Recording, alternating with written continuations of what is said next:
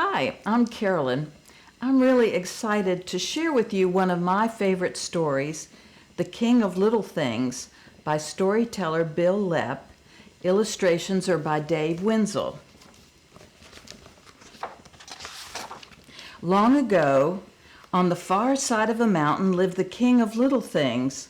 While other kings busied themselves with the big things of this world, he happily ruled over all things small.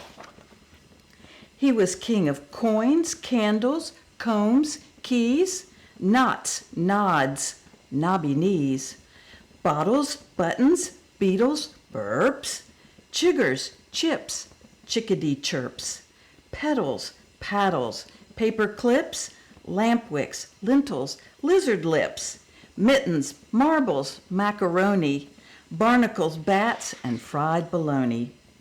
The King of Little Things had a cozy house and a loving queen. He fed the birds, left crumbs for the ants, and planted flowers for the bees. He had everything he needed and didn't want for more.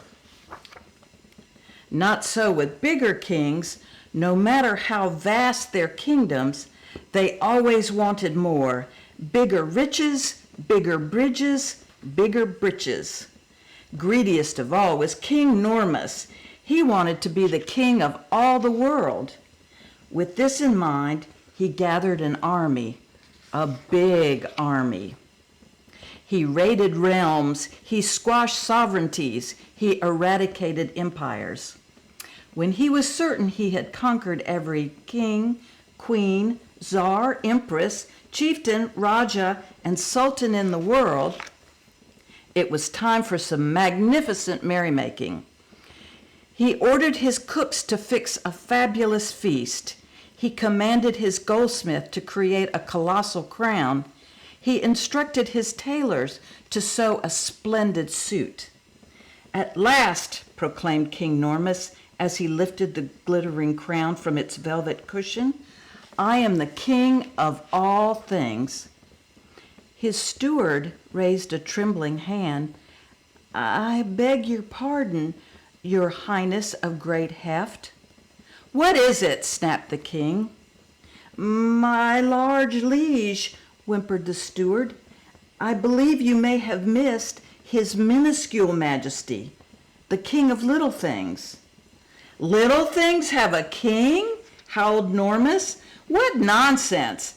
Everyone knows that little things exist only to serve big things."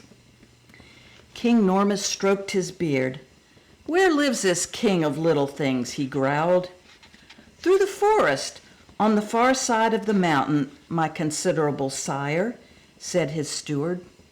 "Amass my armies," Normus cried. "We shall go there immediately and put this tiny king in his very small place." After marching for days, King Normus and his armies at last neared the land of the King of Little Things. This would not be a fair fight, and that's just the way the big king liked it. As the enemy approached, the King of Little Things sent a message to his subjects. He had a plan and he needed their help. And during the night, the little things went to work. The next morning, the soldiers found mealworms in their bread, chiggers in their underpants, and fungus between their toes. Worse yet, there was nothing left to fight with. Termites had made dust heaps of their arrow shafts, water droplets had worked their way into their gunpowder, and rust had ruined the cannons and catapults. In a royal rage, King Normus called for his council. "If we cannot defeat this king through might," he roared, "then clearly we must trick him. We must cheat him. We must lie." After all, a lie, no matter how small, is never a little thing. Normus turned to his advisors. "Invite this charlatan to my tent under a flag of truce, and prepare the dungeon." The instant the King of Little Things entered the tent, small things recognized their master and fell at his feet. Coins rolled out of the big king's coffers. Jewels jumped from his crown.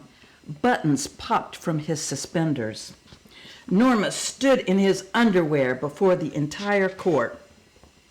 "Take this puny pretender to the castle," he shrieked, "and toss him in the dungeon."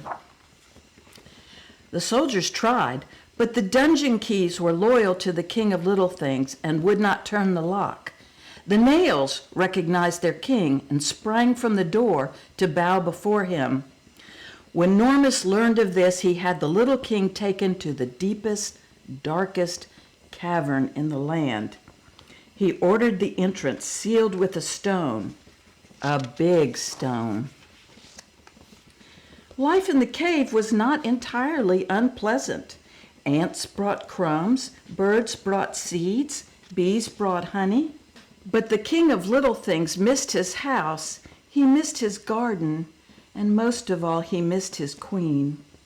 He sent a message with the ants, birds, and bees. He respectfully asked little things everywhere to make themselves known. The little things loved their king, and they obeyed.